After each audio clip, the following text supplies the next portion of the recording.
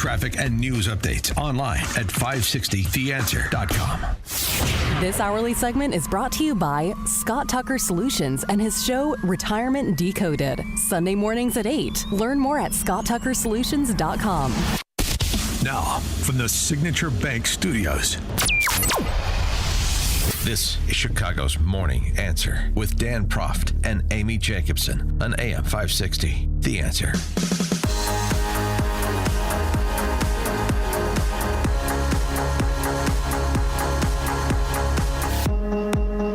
Top of the morning, Dan and Amy. Daily Wire podcaster and documentarian Matt Walsh testified before a legislative committee in California because the principal opposition, the principled opposition to transmania cannot be restated enough. The case needs to be made over and over and over again. One executive order and even a Department of Justice looking at Title IX violations, even the Department of Agriculture and others looking at other agencies looking to withhold federal funds from states like Maine. That is not resonating everywhere. That is not generating compliance everywhere. So you can't state it enough. And it's more than the important part of Walsh's statement, which you're about to hear, is the fact that it emphasizes the fundamental principle here as opposed to sort of the practical impacts, like obviously boys enjoying much more success in girls' sports than they were enjoying in boys' sports because of the inherent advantages. But there's something more fundamental than that. And actually, the interesting thing is a lot of the trans activists absolutely agree that there's a fundamental principle at stake here, and you have to choose sides, as we have said many times on this program. Today, I'm not going to talk about fairness, although it's certainly true that allowing men to compete in women's sports is deeply unfair. And I'm not going to talk about safety, although it's certainly true that allowing men into female sports teams and into their bathrooms is incredibly unsafe. I'll let others highlight those important points. I want to talk about something even more important and even more basic. It's the most basic thing of all. It's truth. You must keep men out of women's sports and out of their facilities for the simple reason that they are men. Men are not women. A man who claims he is a woman is still not a woman. So why shouldn't men play in women's sports? Because they aren't women. It isn't true. We should not allow men into women's sports for the same reason we shouldn't go around claiming that 2 + 2 = 7. It's just not true. It is a lie. The man who identifies as a woman is either deluded and confused, or he is a cross-dressing fetishist looking to play out his fantasies in public. In either case, the claim that he's making, the claim to womanhood, is not true. And compelling women to take part in this untruth is evil, perverse, and predatory. If you would use the force of law to compel young girls to use a changing room with a boy, you are yourselves predators. Transgenderism is a lie. It is, in fact, the most deranged lie that mankind has ever invented. In a free country, nobody should ever be forced to participate in a lie. As lawmakers, you have an obligation to the truth. It is a truth that I know you all recognize because every human who has ever lived on earth recognizes it, that men are men and women are women. It is that simple. And the question before you is just as simple. The question is this: will you side with the truth, a truth so basic that every toddler understands it, or will you disgrace yourselves by denying it? That is your choice to make. It is your choice to make. We know at Allen Shepherd Middle School in Deerfield, the administrators there have made their choice, and they're going to go with being disgraces and, as Matt Walsh said, predators. Mm-hmm. Yeah. Let's start speaking truth in an unvarnished way. And it's not just happening at Deerfield Middle School for 13-year-old girls in their locker room, bathroom. It persists at the collegiate level in sports. We have yet another story.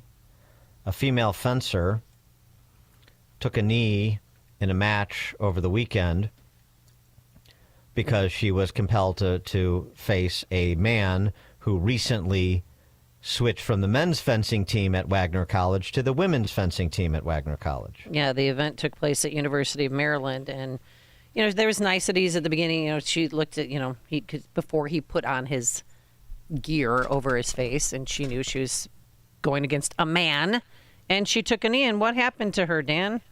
She gets thrown out of the competition. Yeah. The woman gets thrown out of the Women's competition in favor of the man who is pretending to be a woman for the purposes. Well, I don't know what the purposes are, but we know what he's doing, and that's all that fundamentally matters. The thing is, he's just like Leah Thomas, or whatever Leah Thomas's real name is. The year before, he was on the men's fencing team. The year before, Leah Thomas won all those awards and became, got first in the NCAA championship. She was on the men's team. Or Yes. he was on the men's team. They were Yes. both on the men's team. So Yes. you can't do both. Sorry. And again, what is practical here is not as important as what the principle that Walsh talks about, the truth. Is a man who identifies as a woman? And the answer is no. The answer is no. And if you say it's yes, then that has all sorts of implications. Karol Markowicz is a columnist for the New York Post. She's co-author of Stolen Youth, How Radicals Are Erasing Innocence and Indoctrinating a Generation. Also host of the Karol Markowicz Show on iHeartRadio. Karol, thanks for joining us again. Appreciate it. Hi, guys. So nice to be on with you. So, I mean, this, I know it's part of what you cover in your book and routinely. As much as there is now pushback and some consequences, it doesn't mean that the leftists who control so many of these civic institutions and systems really are going to go away easily. Right. Well, more likely if this goes the right way, where we face sanity and reality and we realize that girls are girls and boys are boys and you can never actually change your sex, and that's just not something that's at all possible. We're going to see these leftists say, who said that? Who ever thought that you could change your sex? Who thought boys should play in girls' sports? They're going to move away from it so fully that we're going to be shocked by it, because that's what's happening right now. They're pretending that they never believed the absolutely insane things that we heard them say that they believed. And I hope we head in that direction. I'm willing to hear them out when they tell us that they never said what they said, because it'll mean that we've come to a place of reality and normalcy, and we're still far away from that. Yeah, we're still far away because, you may have Gavin Newsom trying to recast his record. But the flip side is, governors with big ambitions like Tim Walz and J.B. Pritzker were Johnny on the spot on social media on Monday to proclaim the day of trans visibility and so on, and so talk about safety for trans and all the other talking points that you're supposed to use to suggest that this is an oppressed class that needs protection, as opposed to one that is enjoying special privileges that are unbased. Exactly. Right. Well, so we have Gavin Newsom saying, who would ever use the term Latinx? That's a crazy thing to say. He pretends he never said anything like that. And of course, CNN, which is just the cherry on the cake, that CNN was the one who released a video of him using a montage of him using the word Latinx. Yep.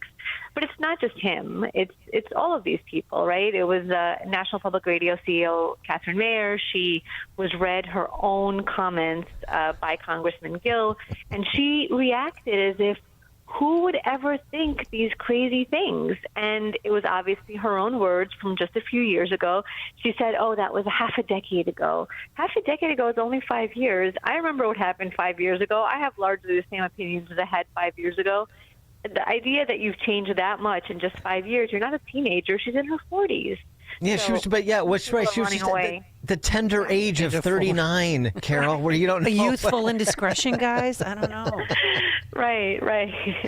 Catherine Mayer is fantastic. I believe 5 minutes ago that, America is hopelessly addicted to white supremacy. I don't know what I was thinking. It's completely not true. Yeah, okay. Good stuff. At the municipal level, we'd like to know the answer to this question from you because it has great implications in Chicago. Which is the dumber urban gambit? Composting in New York or the speed camera equity in California, where violations for speeding ranging from $50 to $500 will be imposed differently. Individuals with an income at or below 200% of poverty level are eligible for a 50% discount in their speeding tickets in San Francisco. So that's one idea. And then you wrote about the composting law in New York, and we want to know which is dumber, because whichever one is dumber is the one Chicago is going to choose and introduce by the end of this week. Well, I have bad news for you. Chicago is probably going to go with both. So. Exactly. Sorry for you, because, the truth is these cities pass around their bad ideas and they invent more ways to make life difficult for the residents of those cities. And both of these ideas are terrible. I would say the San Francisco one is probably worse. I think New York trying out this composting thing, and I'm not against composting. If you live in a rural area and you compost in your backyard and on your hundreds of acres, go ahead, do it. In New York City, it is a crazy thing to do. When they did a pilot program, they instantly attracted maggots and rats because it's a big city, and composting in a city like that is crazy. The San Francisco speed pilot program, I mean, the idea that they're going to charge different prices for tickets in the name of equity, and that some people will get an 80% discount and some people will have to pay the whole thing. How does this work out for the average San Franciscan? It's going to be a disaster. We could see it coming a mile away. And I'm sorry to say that Chicago is probably going to take both of these bad ideas and run with them, because that's what these poorly managed cities do. Well, my neighbors behind me, next to me, right and left across the street, they all compost. And in the summertime when it's hot out, oh boy, that is some good stuff there. But aren't there maggots in New York? Weren't there some maggots composting there? Yeah, a lot of them are elected officials. Hey-oh, damn. Well, what happens if you don't compost? Well, so now you get a ticket. It started yesterday, and your first offense, you get a $25 ticket, and it goes up from there. And is that depending on income? Not quite yet, but again, I'm sure they'll adopt it. But wait, how are they going to enforce that? Because some of my neighbors keep their bucket in the front porch, others keep their bucket on the back porch. Composting inspectors. No, they actually have composting inspectors. Of course. Well, let me just say, they don't just have composting inspectors; they have garbage inspectors. We've known for a long time. The New York Times has had articles about how most of our recycling just gets thrown into the garbage. But I'm a dedicated recycler. And my husband's always like, why? Why are you a dedicated recycler? I'm like, because I grew up in Brooklyn and there were garbage police who checked whether you were recycling or not. You get tickets for this kind of thing.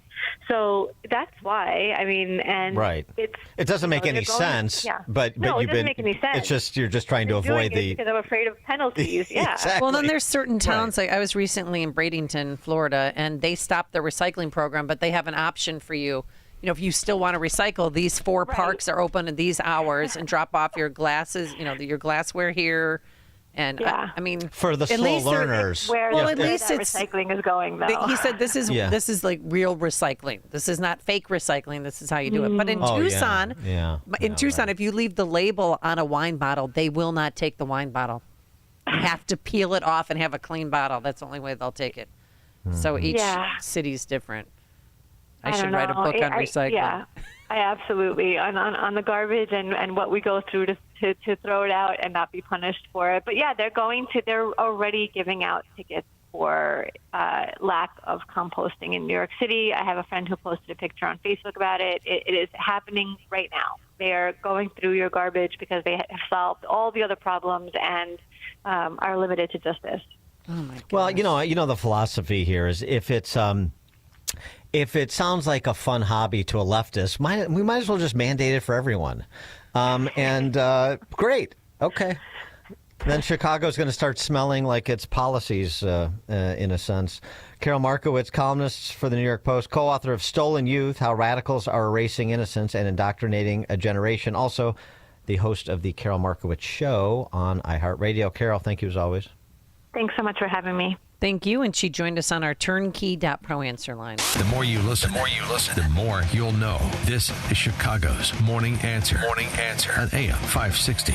The Answer. Wesley Financial Group is not a law firm. Hi, I'm Chuck McDowell, the timeshare cancellation guy and founder of Wesley Financial Group. And I want to set the record straight. I am not an attorney. I've never wanted to be an attorney. And the truth is, I really don't even like attorneys. If I sound like an attorney, I'll apologize. But what I've learned in my 15 years in the timeshare cancellation business is you don't need to be an attorney to get folks out of their timeshare. At Wesley, we've helped over 40